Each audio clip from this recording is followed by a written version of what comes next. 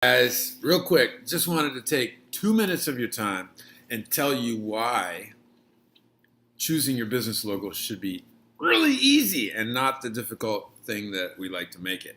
Now look, if you head over to moscow.com, you're going to see my last name written in big block boring letters, but effectively done as a logo.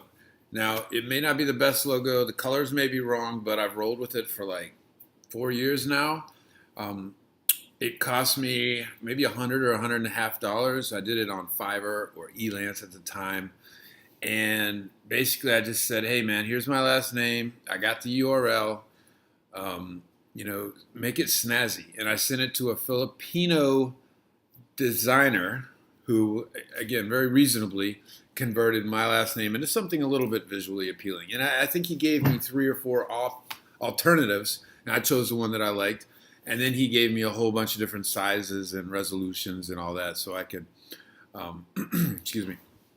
develop it on my various, develop my brand on my various properties. So look, if you're struggling with figuring out which logo or how to put a logo together, there's a whole lot of stuff you could do.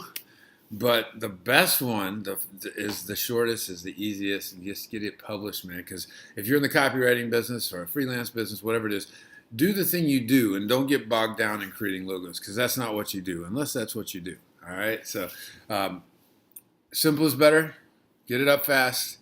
And if you want to develop it, make it new later, you can always go over and do a brand overhaul later. But remember, you're a copywriter, so do some copywriting. All right, cool. Stay hungry, hustle hard.